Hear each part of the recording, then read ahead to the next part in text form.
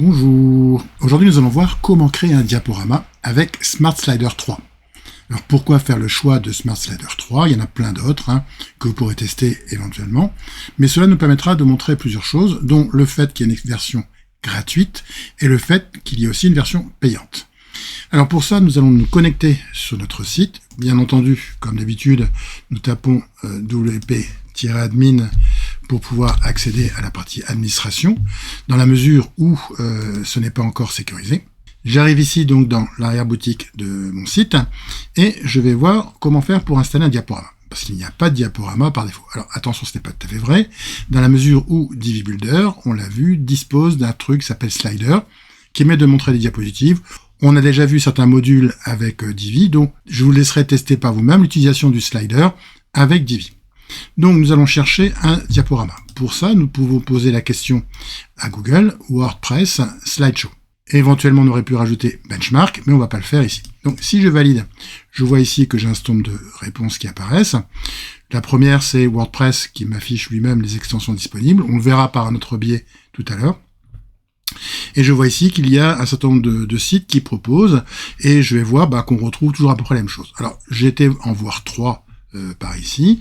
Il me dit qu'il y a 9 plugins qui sont testés. Je descends un petit peu. Je vois ici les plugins, et je vois que Smart Slider 3 est positionné en premier.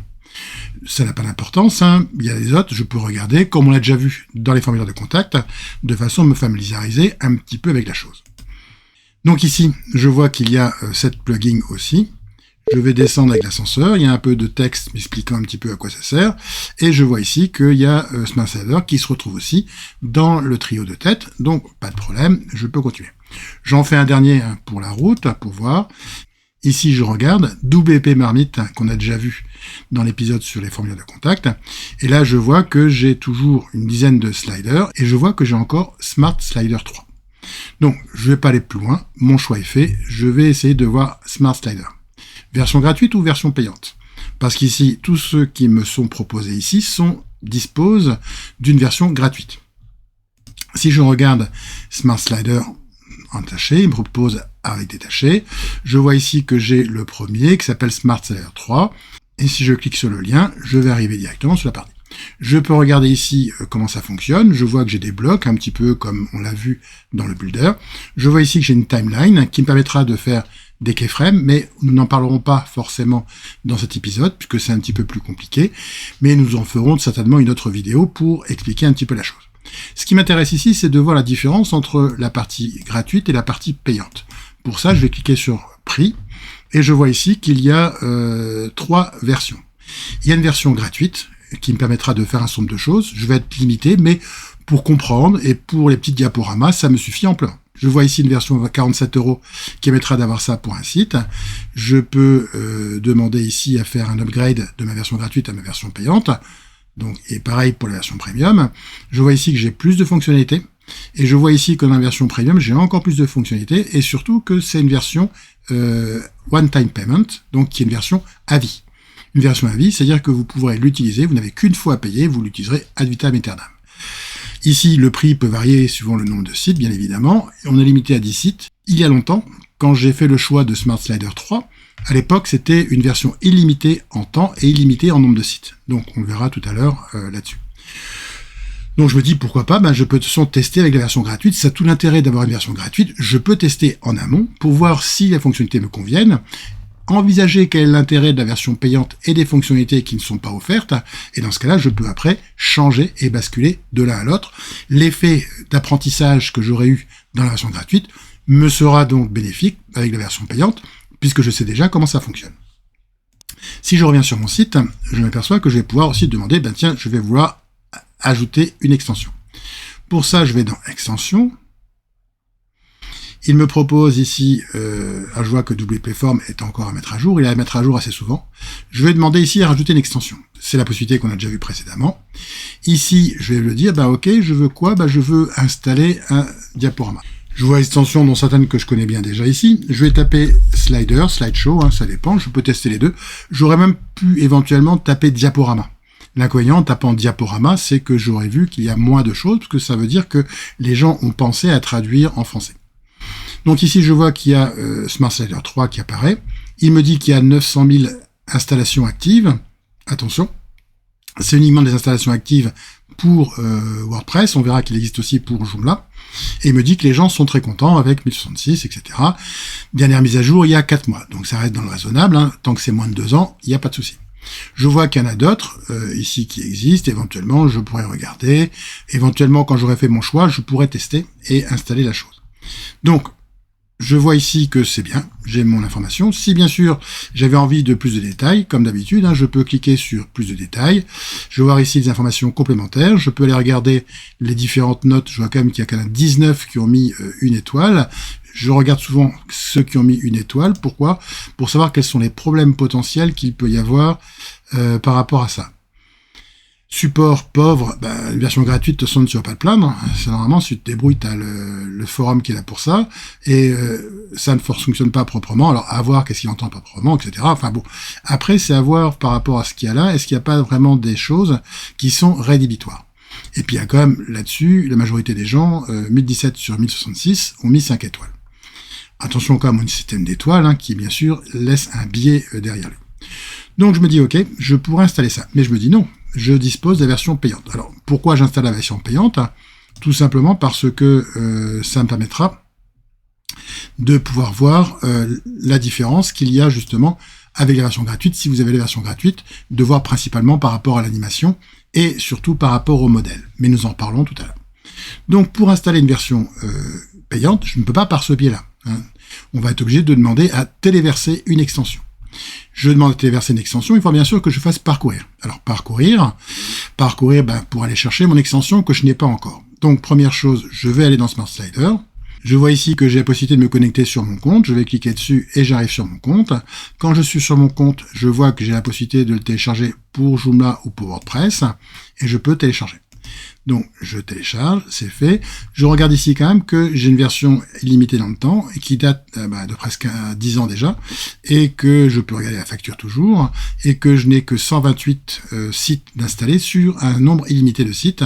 Alors, c'est les 100 domaines, hein, c'est pas vraiment les 100 sites parce qu'il y a des sites, pour les sites étudiants par exemple, c'est un domaine qui multiplie avec plein de sites derrière. Mais nous en parlerons peut-être une autre fois quand nous parlerons de l'usage en pédagogie de la création de sites internet.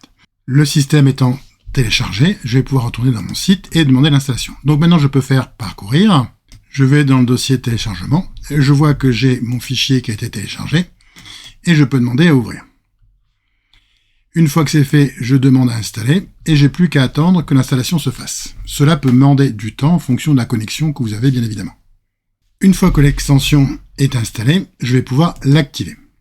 Une fois qu'elle est activée, je vois que l'extension apparaît bien ici, elle est activée, et normalement je vois aussi dans la partie gauche qu'il y a maintenant un bouton Smart Slider. Et bien c'est parti, nous allons voir l'intégration d'un diaporama. Première chose, j'ai éventuellement un petit diaporama, une petite vidéo ici qui me présente un petit peu comment fonctionne le diaporama. Je peux, si je ne souhaite plus le voir, demander à ne plus afficher cet élément. Et je peux demander à aller au tableau de bord. Quand je vais au tableau de bord, si j'ai version gratuite, il n'y a pas de souci. Si j'ai une version payante, il va me demander de l'activer. Donc je vais cliquer sur activer. Il me propose un certain nombre de choses. Il me dit ici, est-ce que je veux activer? Je dis activer. Et automatiquement, mon diaporama est activé. J'arrive ici dans la partie création de diaporama. Cette partie-là, vous n'avez pas dans la version gratuite. Et bien évidemment, si c'était activé préalablement par quelqu'un, vous n'aurez pas non plus à le faire par la suite. Donc ici, je vois que j'ai un petit diaporama avec 2 diapositives qui est disponible ici. Et nous allons directement commencer un nouveau projet. Ce nouveau projet me propose 2 parties. Une partie, on va commencer avec un modèle. Alors, je vais commencer par ce modèle, comme j'ai fait dans Divi, pour montrer l'intérêt du modèle. Chose que vous n'aurez pas la possibilité de le faire, éventuellement, avec la version gratuite. Et vous pouvez créer un nouveau projet, pareil, ce qu'on fera tout à l'heure, en partant de rien. Si je vais donc dans les modèles, je vais être balancé ici, et je vois qu'il y a un certain nombre de choses qui sont disponibles. Je vois que ces modèles-là sont regroupés par famille. Les familles sont peut-être plus intéressantes que quand c'est du thème. Je peux demander une pleine largeur, etc., etc. Je peux demander des gratuits ou des payants. Tant qu'à faire, autant utiliser les payants puisqu'on a payé.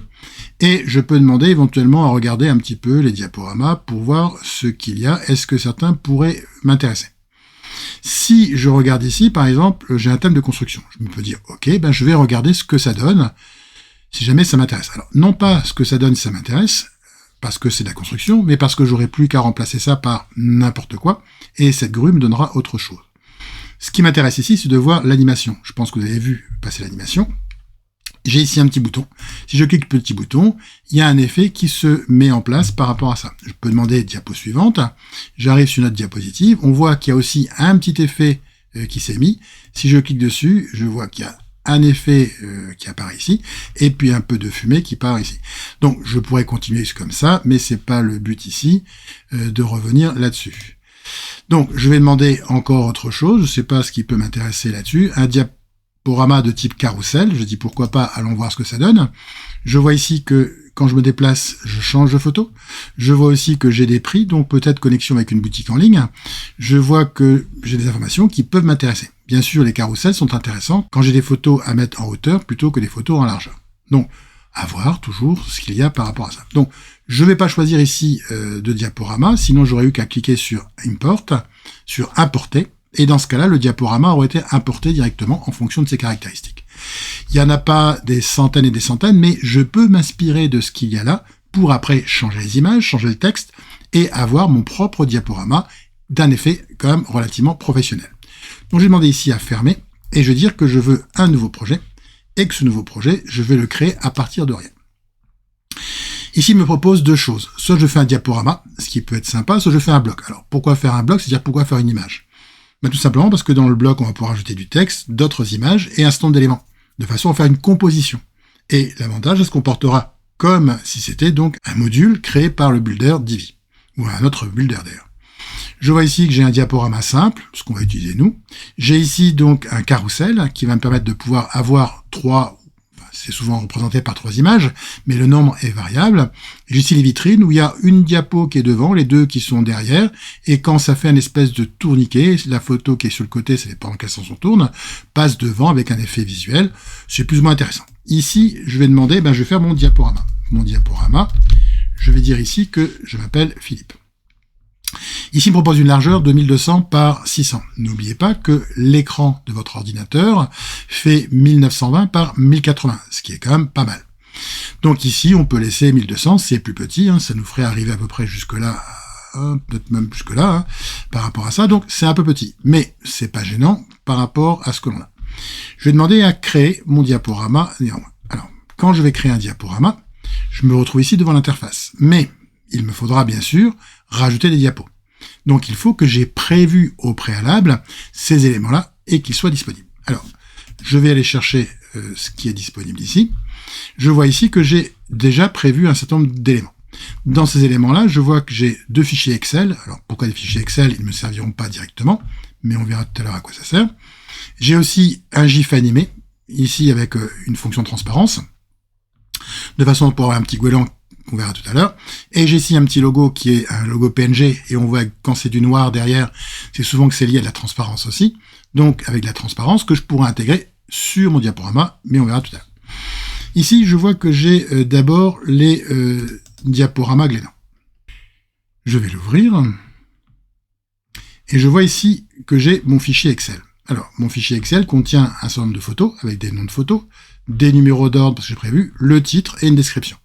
Alors, c'est pas forcément très parlant. Je vais le mettre ici, sur le côté. Et je vais demander ici à passer ici et voir mes photos. Si je vais dans les photos, je peux agrandir mes photos, affichage très grandes icônes. Et je vois ici que j'ai mes photos, qui sont là.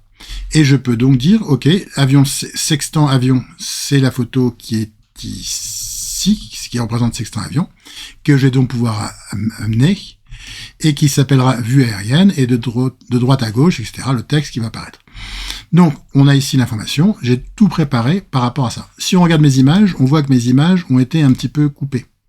Si je vais dans les propriétés de l'image, je vois qu'ici, au point de vue détail, mes images, elles font 1200 par 400.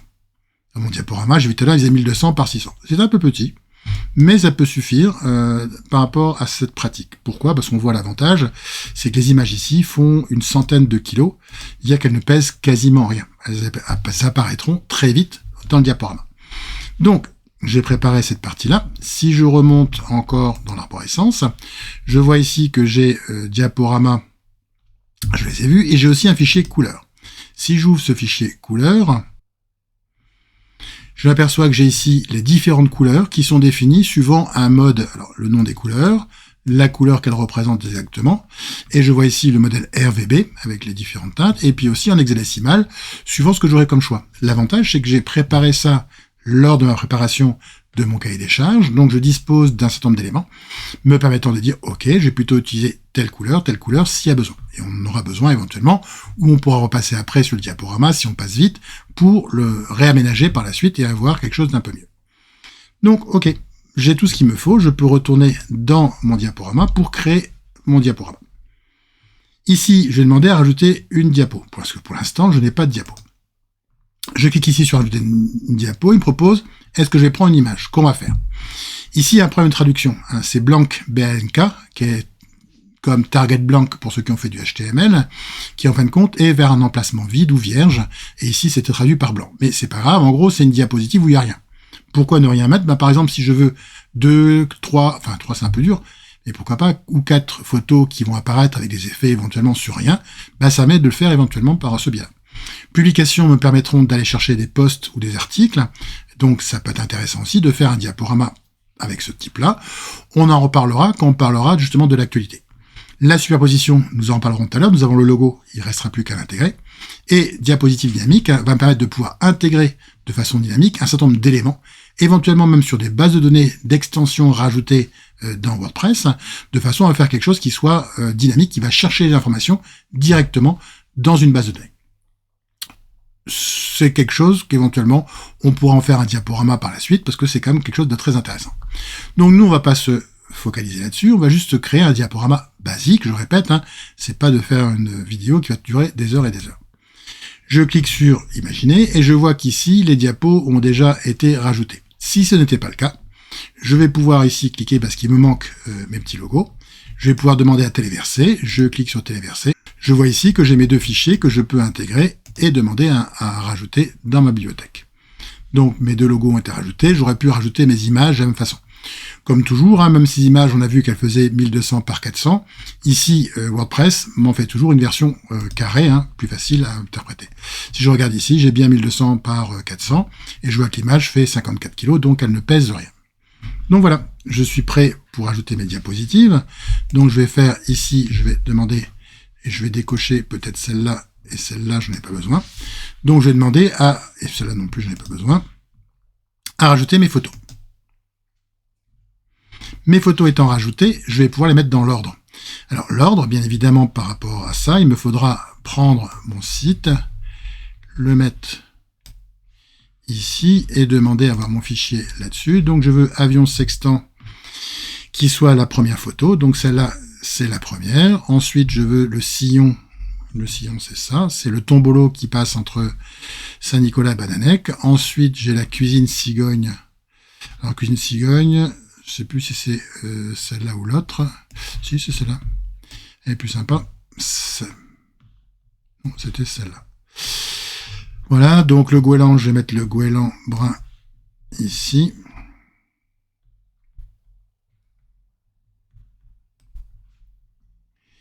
Je vais demander ensuite à mettre le mur sextant avec tous les enfants qui sont là, après le goéland. Après, j'ai le phoque qui va apparaître là. Alors, c'est pareil, je peux le faire en direct live aussi, mais si simplement vous avez défini ce qu'il y avait à faire, c'est beaucoup plus facile et vous allez pouvoir aller beaucoup plus vite dans la partie présentation. Donc, le mur sextant Drenec, il me manque le 8 ici. Il me manque sextant Drenec après. Sextant cuisine, on met la cuisine ici. Et après la nuit. Et après, donc, il y a le mur, les chambres, je ne les ai pas présenté les chambres, c'est quand même dommage, parce qu'il faut bien sûr que les gens sachent que c'est des chambres avec 6 lits, et donc c'est la diapo 6, 1, 2, 3, 4, 5, 6, voilà. Donc, j'ai présenté mes diapos, ici l'utriépi et le mur, bon, c'est pas la peine, le mur de l'apéro, c'est pas la peine de le montrer dans les diaporamas. Donc ici, j'ai fait mon diaporama, au moins la première partie, et je peux me dire, ok, et ça donne quoi tout ça? Eh ben, je vais pouvoir, déjà dans un premier temps, demander éventuellement à enregistrer. J'enregistre ça. Je vois qu'il y a des diapos qui ne me servent à rien, donc ces diapos-là, je peux les désactiver, ici tout simplement, et je vais demander, pareil, à enregistrer mon diaporama. Chaque fois que je fais une action, j'enregistre pour ne pas avoir de problème. Je vois ici que j'ai un petit œil, et je peux me dire, ok, ben je vais voir directement ce que donne le diaporama. J'ai donc mon diaporama qui est là, ma photo, vous voyez que 1200 ragrandi en 1980, pas tout à fait parce qu'il reste un peu de marge sur les côtés, ça passe. Donc éventuellement, j'aurais pu en faire une version 1600, ça aurait été encore mieux. Donc ici, je vais pouvoir demander à cliquer sur la diapo suivante. Je vois que j'ai ce bouton, mais que le diaporama n'a pas démarré automatiquement. Je peux cliquer sur fermer pour voir ce que ça donne. Ok, c'est bon. Maintenant, je vais essayer de passer aux paramètres du diaporama. Si je descends un petit peu ici, je vois que j'ai plusieurs onglets qui sont disponibles à ce niveau-là. Dans les onglets, on verra tout à l'heure à quoi ils correspondent, même si certains, on ne verra pas du tout à quoi ils servent. Première chose, le code court. On a déjà vu cette notion de shortcode, de code court, qui est un code que je pourrais intégrer directement dans mon diaporama, dans du texte, par rapport à ce cas, si j'en ai besoin. Si j'utilise Gutenberg, donc qui est le créateur de contenu par défaut, Classic Editor ou tous les autres, j'ai la possibilité d'avoir intégré Smart Slider dedans. Et je vois que c'est intégré dans Elementor, Divi, Beaver, Builder, etc., etc., et que j'en ai un certain nombre qui sont déjà disponibles. Donc, je n'aurai pas à me soucier. J'aurai un nouvel item qui va être intégré directement dans mon kit de construction de contenu, CCK, qui permettra d'intégrer directement mon diaporama fait avec Smart Slider. Et puis, si ça m'amuse, je peux aussi l'intégrer dans du code. Alors, attention à ça, Éventuellement, dans un thème, si on fait des thèmes enfants, on en reparlera peut-être dans un autre épisode, mais sinon, j'évite de m'amuser avec ça. J'ai plus de risques qu'autre chose à prendre. Ici, on va laisser tomber les autres paramètres associés à cette partie-là. Je vais dans taille. Dans taille, on a dit qu'il y avait 1200, 600. On a vu qu'il s'agrandit. Il s'agrandira en fonction des contraintes que j'ai mises. On va pas y toucher non plus, même s'il serait judicieux quand même de pouvoir le mettre à contribution à ce niveau-là. Commande de défilement, c'est la partie peut-être la plus intéressante. Alors, dans cette partie-là, je vais pouvoir regarder les différents items qu'il y a. Il y a premièrement les flèches. Les flèches, on l'a vu tout à l'heure, ce sont des flèches classiques. Je peux demander aussi à ce que les flèches soient mises différemment. Je vois ici que j'ai par exemple Next Slide, alors ce sera pas marqué diapo suivante, ce sera marqué le nom de la diapo. Ici, si je remonte, je vois que mes diapos ont un nom presque intelligent. Je dis presque, dans la mesure où il n'a pas transformé le tiré du 6 en espace, mais on a déjà le nom, il a enlevé juste le JPEG ou JPG de mes photos, c'est tout. Donc, mais ici, le FOG ne va pas changer de nom, mais Sextant Avion, c'est vue aérienne plutôt que ça. Donc, et je verrai du texte, description à mettre tout à l'heure. Mais c'est déjà quelque chose de court. Par contre, si votre photo s'appelle DSC 001 ou IMG 0012, c'est pas grave, ça ne sert à rien dans ce cas-là de mettre le nom de l'image ici.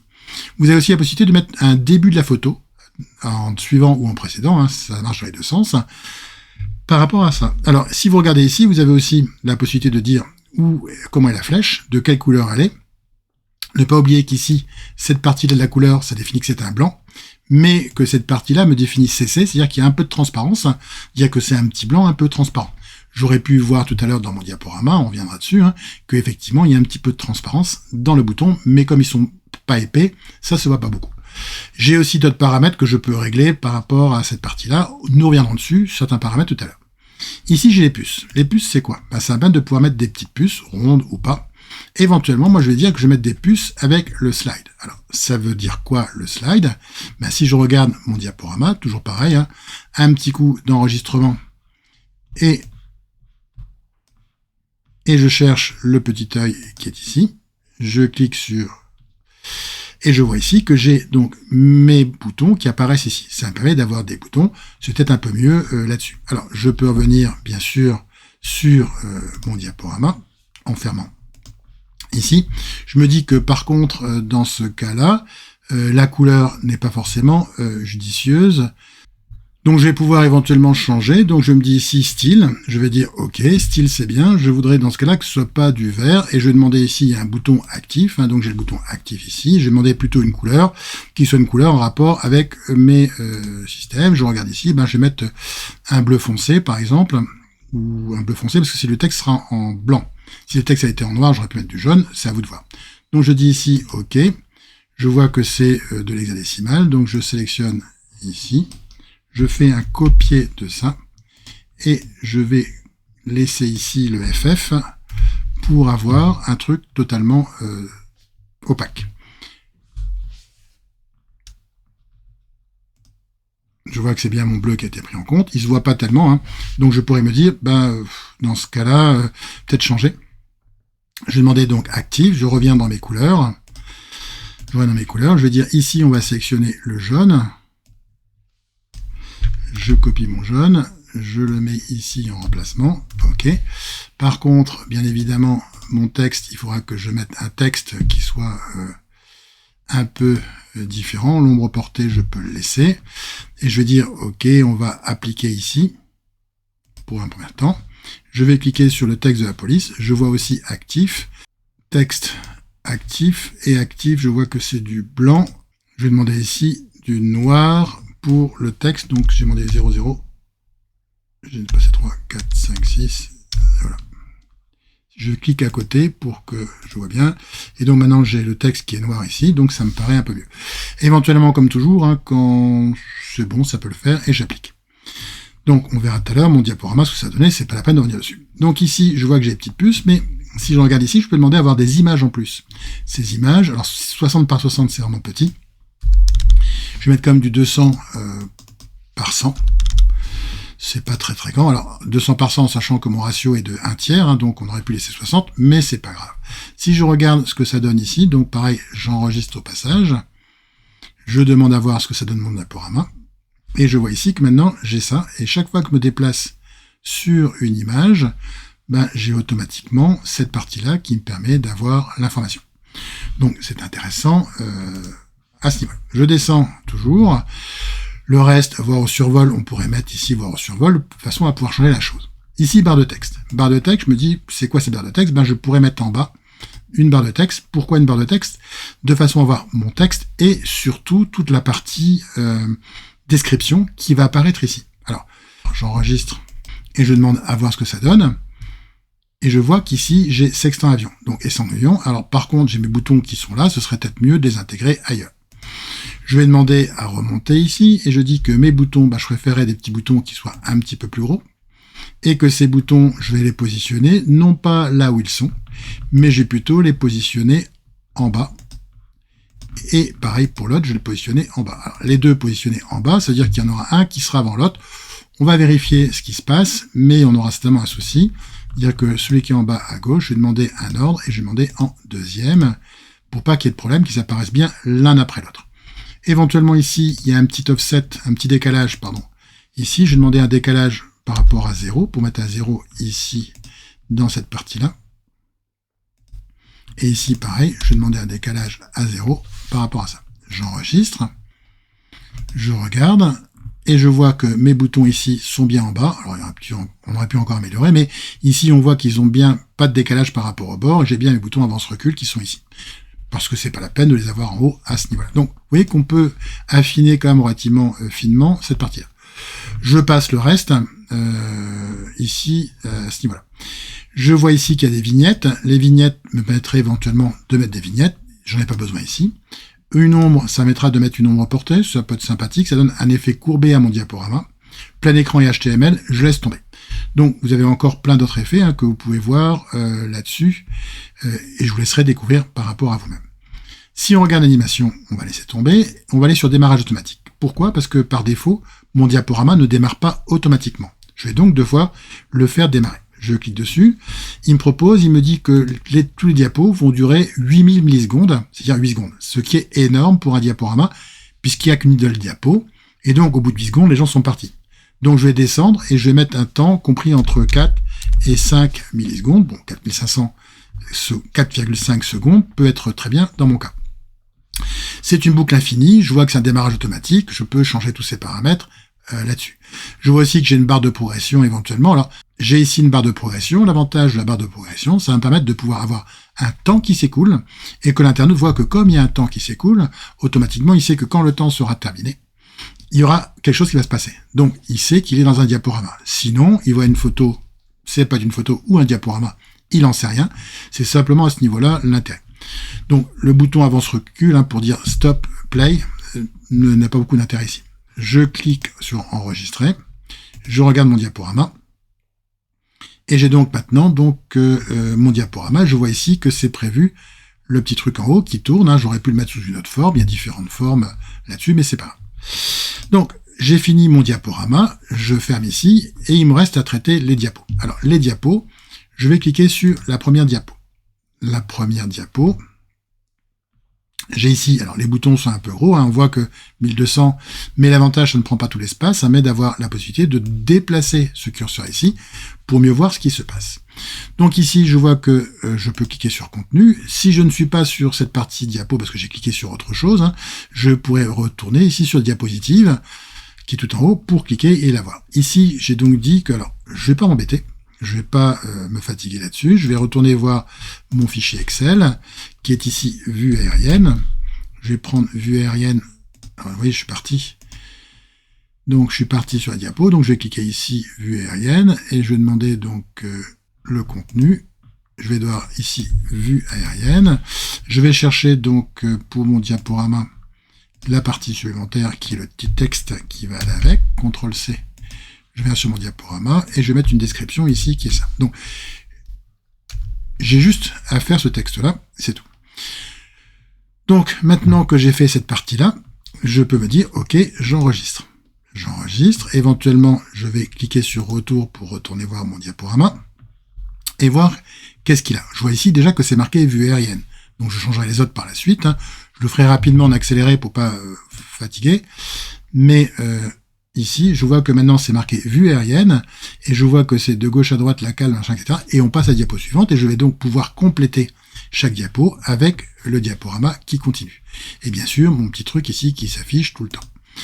Donc, c'est bien ici, mais l'inconvénient, je ne vois pas que c'est le site Glénan. Donc, je vais pouvoir demander à rajouter une diapositive, de façon à mettre des éléments qui vont se superposer par rapport à chaque diapositive et qui vont rester immuables. Alors immuables, on pourra leur mettre de l'animation aussi, si avec la version payante uniquement bien sûr, et je peux cliquer sur superposition. Je vois ici que la superposition me permet quoi? Je vais dire je veux modifier. Quand je modifie la superposition, je me retrouve comme tout à l'heure dans la même diapo, à la diapo 1, parce qu'il a pris une diapo par défaut, de façon à me montrer où sont les éléments. Ici ça ne bouge pas, là ça ne bouge pas, mais au moins je sais que les éléments sont là. Je peux demander ici à rajouter des items. Je vois ici que j'ai image. Si jamais les items ne me suffisent pas, aide, ici c'est titre 1, H1, H2, H3 pour ceux qui connaissent HTML, du texte classique, et j'ai la possibilité ici de demander d'autres éléments. Si jamais ça ne me suffit pas, je peux demander à rajouter plein d'autres éléments en fonction de ça, y compris la vidéo YouTube ou Vimeo pour ceux qui ont vu ça. Icône aussi, pas de problème. Donc j'ai demandé ici à rajouter une image. Je rajoute une image. Cette image, c'est une image de rien du tout. Je me dis, OK, je vais aller chercher une image dans mon système. Je vois ici que j'ai mon logo. Je vais intégrer mon logo en le sélectionnant. Alors, mon logo est un peu grand. Quand je clique sur une image, je pourrais cliquer dans les coins, mais c'est pas facile à appréhender. Je peux par contre aller sur les milieux. Et je vais diminuer les milieux jusqu'à avoir une taille d'image qui me convienne. L'avantage, c'est un PNG, donc on a la transparence qui apparaît ici. Je me dis, OK, je vais pouvoir déplacer mon logo pour le mettre là. Et ce logo revient systématiquement toujours au centre, ce qui n'est pas forcément terrible. Pour ça, et on le verra aussi tout à l'heure, je peux demander éventuellement, je vais changer ici la position, et le demander par défaut, je vais demander une position absolue. Maintenant que mon objet est en position absolue, je pourrais éventuellement lui demander, toc, toc, ici, tu vas te rapprocher ici, maximum par rapport à ça, pour avoir ici un décalage, et je vais lui mettre 0 pixel et 0 pixel, de façon à ce qu'il soit pile poil au début. Une fois que j'ai fait ça, je peux dire enregistrer, pour voir ce que ça donne. C'est bon, retour. Je vais demander à voir ce que donne mon diaporama. Et je vois ici que j'ai bien mon logo qui est là, systématiquement. On va passer à la diapo suivante, et mon logo, lui, n'a pas bougé. Ce qui va me permettre de pouvoir mettre des éléments invariants sur l'ensemble du diaporama. Ok, donc je peux fermer, c'est bon, c'est traité.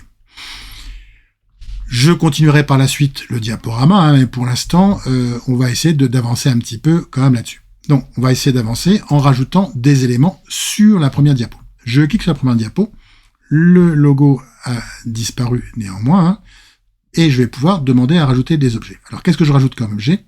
Je vais demander à rajouter ici un titre. Et sur ce titre, je vais pouvoir demander, par exemple, vue aérienne d'Églénan. Enfin, d'Églénan, c'est Saint-Nicolas simplement, mais c'est possible par rapport à ça. Alors, l'inconvénient, c'est que c'est blanc, il y a du blanc sur la mairie et surtout sur les viviers castriques, ce qui ne me permet pas de voir très très bien ce qui se passe. Alors, ce que je peux faire ici, je vais dire le blanc, ça me convient très bien quand même, et je vais demander ici une couleur. Si je regarde ici la couleur, ils m'ont mis du blanc, mais du blanc qui est totalement opaque. Alors, je peux cliquer dans la liste déroulante, et je vois que j'ai du noir un peu opaque, du noir plus transparent, ici du blanc un petit peu opaque et du blanc encore plus transparent. Donc j'ai demandé ici du noir, parce que c'est du blanc que j'ai en couleur, et j'ai demandé avec une couleur transparente. Et je vois ici que ça me met d'avoir quelque chose de cohérent. Je peux diminuer la taille, j'aurais pu le gérer, pour voir ici, vue aérienne d'Églénan. Donc ça met d'avoir un peu de transparence, sans pour autant gâcher totalement la photo là-dessus. Je vais demander aussi à rajouter un objet. Je vais dire ici, et qu'est-ce que je vais rajouter? Je vais prendre, pourquoi pas, je vais chercher une image.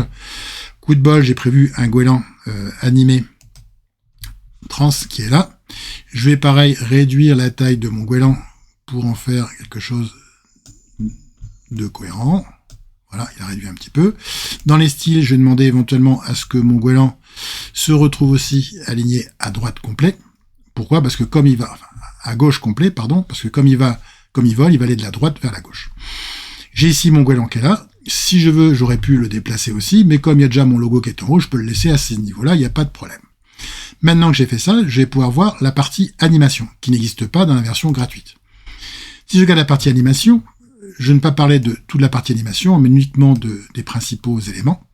Ici, j'ai trois effets, un petit peu comme on retrouve dans PowerPoint, un effet entrant où l'objet est en principe en dehors de l'écran et va se positionner là où il est. Ce qu'on va faire pour notre objet. Un effet boucle, si je regarde un petit peu ici, j'ai un certain nombre de boucles que je peux montrer pour voir ce que ça donne. C'est des effets où l'objet reste sur place, le petit cœur qui bat, etc. Un effet sortant où là l'effet va être associé à quelque chose qui se passe à la fin. Mon objet en fin de compte va disparaître ou équivalent. Et les événements. On n'en parlera pas là-dessus, ça vaudra le coup éventuellement de faire une diapositive, enfin un diaporama, rien que sur cette partie, parce qu'il y a vraiment énormément de choses à raconter. Donc les événements, on en reparlera dans un autre épisode. Alors, ici, je vais cliquer sur Entrant. Sur Entrant, j'ai plein d'effets. Je peux choisir l'effet, et quand je choisis un effet, je vois que j'ai des effets complémentaires qui apparaissent. Je vais demander ici à créer, par exemple, un déplacé. Si je regarde déplacer, j'ai droite, donc je veux cliquer sur la droite parce que mon objet va venir de la droite. Quand je clique dessus, je vois que j'ai plein de paramètres qui apparaissent ici. Ici, il me dit qu'il fait un déplacement que de 400. Alors moi, je vais lui demander 1000, moins 1000 suffira. Par rapport à ça. Donc, je vois que mon objet se déplace un peu mieux. Je peux me demander moins 1200, moins 1600, ça n'a pas d'importance là-dessus. Mon goéland est un petit peu énervé quand même, donc je peux lui demander, on va faire ça sur 2000, ça me permet d'avoir une vitesse de déplacement qui est un peu moindre. Je pourrais demander aussi un délai, éventuellement. Les effets, alors si vous avez fait de l'animation avec Flash, Animate ou autre chose, ces effets, on va dire que ça va temporiser. Par exemple, une voiture qui démarre, il faut qu'elle démarre lentement, qu'elle ait une vitesse maximum et qu'après elle la ralentisse aussi, parce qu'elle va pas avoir une vitesse linéaire. Mon goéland, on peut dire qu'il est parti déjà, il peut avoir une vitesse standard, ça n'a pas d'importance. Je peux aussi faire des décalages, tourner, échelle, j'ai plein de possibilités associées ici, là-dessus. Je pourrais aussi ajouter une image clé, qu'on appelle keyframe en anglais, qui permettra de faire l'animation un peu plus sophistiquée, peut-être une autre diaporama aussi à faire sur ce sujet. Donc je me contente de ça. Là-dessus, je vais te dire si rajouter comme un effet boucle, j'aurais fait un effet beaucoup d'effets sortants, un effet flou, voilà par exemple, hop, fondu enchaîné, et je lui dis, voilà, le fondu enchaîné va se passer à la fin, donc je ne change rien. Donc, je regarde ici, j'ai fait plusieurs parties. Je dis maintenant, je vais enregistrer notre diaporama, et fait. On va du moins s'arrêter là, on pourrait continuer bien encore plus de choses là-dessus. Donc je clique sur retour. J'ai mon diaporama qui est ici. Maintenant, il va falloir que je l'intègre.